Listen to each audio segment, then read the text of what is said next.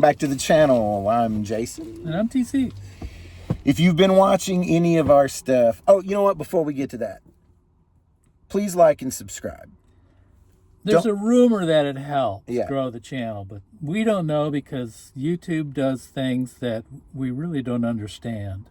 Don't only like and subscribe, but leave a comment. Or share. And don't only leave a comment, but share this with basically everyone you know, because this isn't about entertainment. It's not about political sides. It is about us putting our pretty faces on the screen. Yeah. Well, your pretty face anyway. It's about getting the word out that we have the ability, written words in a 238-year-old document that gives us the power and the authority as the American people to change the way our government functions. We've been talking the last few weeks about the Convention of States, an Article 5 convention. If you don't know what an Article 5 convention is, go read Article 5 of the Constitution. It talks about amendments and it talks about conventions. Very little about them, but There's only seven articles. Yeah. Despite rumors that there's 9. No, only 7. There's only 7. By the way, this is naval aviation for 7. Yeah. And for the last... Not a gang sign. Throwing up gang sign. For the last few episodes, we've been talking about the possibility of the Convention of the States, how close we are, which is shockingly close in my opinion. The idea that the government will fight it, and the fact that we need to push back and make it happen so that we can define many things that need defining. We can define what it means to be a free American in a modern society in 2026. And the reason that's important, I haven't said this yet on video, and I want to say, and we're going to talk more about it later on in later episodes, but the reason it's important to define that in a modern society is because, folks, in 1787, in the last convention, there was basically one type of person in that room: white, male, landowner, aristocratic types. That was it. Those were the people that were deciding what it would mean to be a free American. And we hear over and over and over again, there were no women in there. There were no blacks in there. There were no Asians in there. It was just these racist assholes in there. Look, folks, I don't understand why women's... Exactly. I don't understand why women's groups and minority groups and people who are immigrants to this country, I don't understand why people aren't shouting this from the rooftops. This is our opportunity and our mechanism to fix the things that we see going on not just right now, but the things that are going to keep happening, folks. There's more of this to come, I promise you. Anyway, in the last episodes, we've talked about Article 3, which sets up the courts and the changes that we would potentially think might make a difference in our society in years to come. We talked about Article 2, which sets up the presidency and the Electoral College, which we will talk about also again momentarily. And today we're going to talk about Article 1, which sets up the Congress. And folks, we've said it before, there's a reason Article 1 is Article 1. It's a reason that they set up the direct representation of the people first. And I heard a statistic this past week that blew my mind, that I had never had heard before, that almost half of the words in the Constitution are enshrined in Article 1. That ought to let you know how important it was to the framers to try and get this one right. So Article 1 is responsible directly to the people. So that is our voice.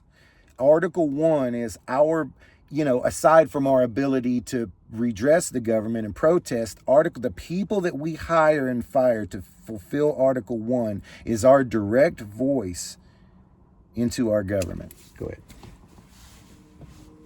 So Article 1, bicameral, means we have the House, the lower branch. Chamber, And as the they lower say. chamber, thank you. And then the upper chamber is the Senate. Senate has 2 senators per state. The House is represented by the number of people. So there's like 750,000 people per congressman. And that was set in 1911 when they said we will only have 435. So every time they added a state, whether it was Hawaii or Alaska, and I think there were a few others in there between 1811 or 1911, and that diluted your representative. So members of the Congress are there for representatives are there for 2 years, not 7, 2. And they're from each state based on population. Each state has 2 senators serving 6-year terms. They split it up like that partially because they didn't like the mob mentality. They were afraid of what the people would do, and therefore they limited our representatives for a 2-year term, because then we could keep voting and things might settle down if we were getting very, very angry with them. So, but they put powers in the House that are only in the House and not in the Senate. So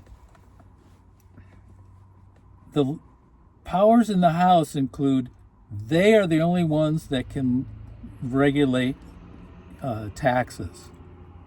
They're the only ones that can regulate commerce between the states. Power of the purse. They're the only ones who can declare war.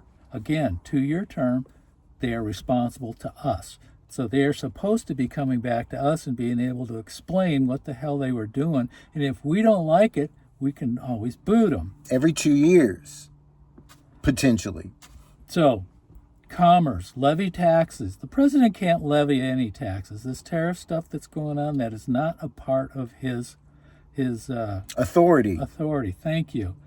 So the Senate, on the other hand, is supposed to be the more responsible one. So the House can generate a declaration of war. They can generate the levy of taxes.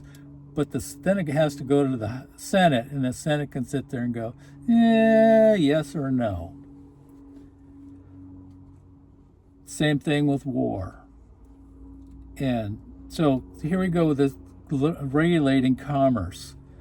The states can regulate their own commerce with certain exceptions. For instance, we can't have tariffs going between the states. We can't charge a fee for moving stuff between the states. That is all part of what Congress can do. And that was a problem that was happening under the Articles of Confederation. Goods that started out one place ended up being 10 or 12 times more just because each state charged a fee as it went through it. So, Article 1 is crucial for the foundation of the legislative process of the United States, defining how laws are made in each structure. What's it take to be a representative? You need to be at least 25 years old. You have to live in the state that you are going to represent, and you have to have lived here for 7 years. When you say here, you mean in the state or in the country? Yeah. That's it, those 3 things. For the senators, 6-year term, you have to be at least 30 years old, and you have to have lived in this country for 9 years. There's nothing that says you have to be a citizen. Interesting. Yeah, pretty important. You just have to have been in this country for 9 years and live in the state you're going to rep. Because you can't live in Georgia and be a senator from Michigan. That's interesting. There's nothing that says you have to be a citizen for either one of those positions. Mm-hmm. Huh. No. At least I've not seen anything. So,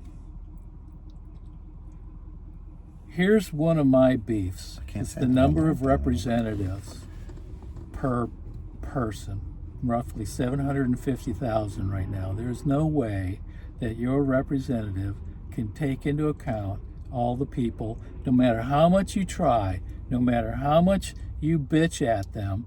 again, the squeaky wheel is going to get the grease. I complain to my congressman all the time and I get nothing back. Zero. Call their office. For instance, I called their office when Representative Green was kicked out of the State of the Union address, and I asked, where's my representative? Did he walk out with him? No. They sat there with the milquetoast Democrats as usual. So, back in 1789, James Madison introduced 19 articles of amendment to the Constitution. 12 were approved by Congress.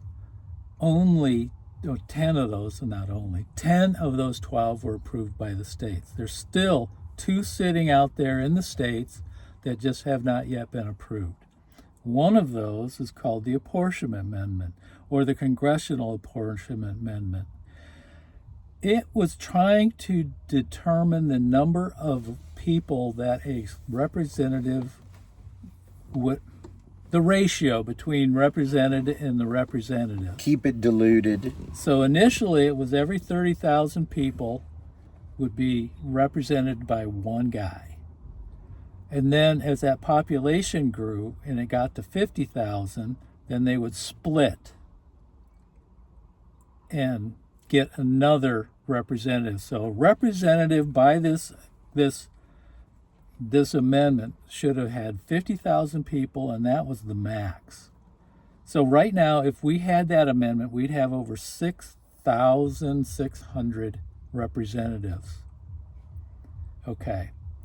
Back in those days, including back in 1911, when Congress passed the law that would limit the number of representatives to 435. Communication systems were pretty primitive. Yeah, there was a telephone, yeah, there was telegraph, but they couldn't do any real-time stuff very easily. They could do a lot of mailing, but we're talking about trains. I think this was before airmail, and airmail was pretty tricky at that point too. That's why there's names of your town on your water towers, so that when those little flying airplanes could know where they are. That's hilarious. So, initially a representative of 30,000 constituents, and then the ratio would change to 1 representative for every 50,000 as the population grew. With today's communications, there is no reason that we couldn't do this. And there is no reason that all of these people have to sit in D.C. Whether they do it via Zoom or whether they do it via another app that is more secure, but they could literally be sitting and meeting at the local high school gym and hashing these things out. They could be doing the same thing for you. They could have public meetings, town halls, where they actually ask you, hey, what do you want me to do? I was having a conversation with ChatGPT about it, I don't know, a month ago or so. Very fulfilling. Yeah, I enjoy it. And we were discussing the idea that it would be cheaper than Twitter to set up and operate, cheaper than Twitter or Facebook to have a town hall platform that was divided into districts, and people could have badges based on their district, so that a representative knew if they were talking to, they could have connectivity across the country, but they would know if it was one of their constituents or not that they were speaking to on the platform.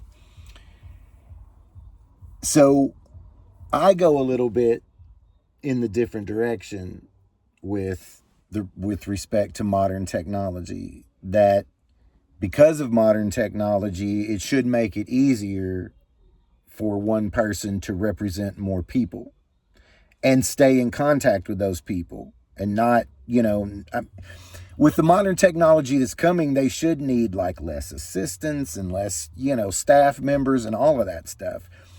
which is where I'm at because I'm fiscally conservative. I don't want to pay for 6,600 representatives, even if it is a part-time job. I personally would rather not at their pay rate now. Yeah. I personally think these people are underpaid. I think that representing Americans around the world and representing the power of our military and the power of our financial system is the most important job in the world. I think it's a very difficult job, mostly because Americans suck at agreeing on things. Our freedom allows us to disagree with each other about any fucking thing we want. Sorry. You might have just canned our video. This is one of the things YouTube does. And these people have to go and sit in a room and try to figure out how to agree. Why? Because that's how we become more free, more freedom, and more liberty is when we agree, not when we fight or argue. So we send these people into a room to hash it out and figure out where we can agree so that we can be more free. And I think technology offers us the ability to do that in a I'm telling you right now, any representative at the federal level would fight the idea that I'm discussing right now because they don't want that much accountability. They don't want it to be that lubricated between their constituency and them. They like the separation. So, we could start there. They certainly don't want to have responsibility for things, as they will pass something knowing that it's not going to pass the Senate, and yet they're going to do it anyway because, I voted for it, but I knew it was a stupid idea, but my people wanted it. As far as the rest of Article 1 is concerned, and what we might consider changing in a convention scenario, I would stick with what I have stuck with Article 3 and Article 2. Term limits, without question. Age limits. I think 12 years is enough. In the House, obviously it would need to be hashed out, but my personal opinion is 6 2-year terms in the House is enough, and 2 6-year terms in the Senate is enough. You don't need any more than that. And if we could get their best work out of them, if they knew that their time there was limited, I believe. Yeah, if they're going to stick around just because they get the good health care, and you end up with a 92-year-old representative or a 100-year-old. Who was that guy from North Carolina? Oh God, Strom Thurmond. Yeah, Strom Thurmond. And listen, folks, if people want a career in politics, they can still have it, even with term limits. They can start at the local and state level, and they can take their experience with them and move up. We don't need these infinite, unended career, positions in the House. We don't need that. And that would be one. Age limits would be the other. I think, a certain point you need to be done. Most importantly, because we need churn. We need churn. Turnover. We need new minds, new ideas, new perspective, and new arguments in that room all the time. And my particular perspective is that instead of more people, more representatives, we need more parties. That's how this whole channel originated, was we need to be a multi-party system. There's no way two ideas of thought is enough to represent 350 million people. There's one other thing before we have to go, is that right now the guys that we are hiring are usually Yale or Harvard, professionally educated to be our politicians. We need more carpenters and nurses and school teachers. And by doing that, instead of having these people that have been groomed, you're going to get warts.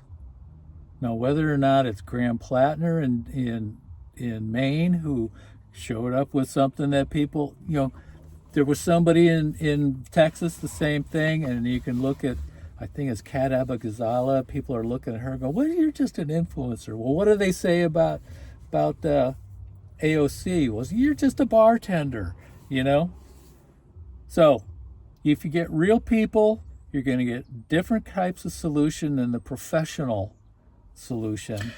And you're going to get more of what you've already seen. That's another thing we need to get comfortable with, that all of us get to choose from who's running. And you know, there's going to be more of pick a whoever you don't like.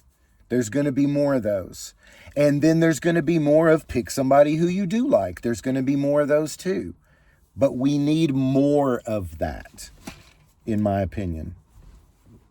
That's it. Next week, or next episode, excuse me, we're going to talk about The preamble. the preamble. And both of us have been champing at the bit to talk about this subject for a while.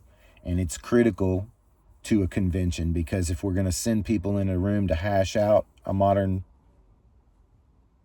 societal standard, the preamble is definitely the thing they need to be looking at to get the answers to those questions. All right, folks, we'll see you on the next one.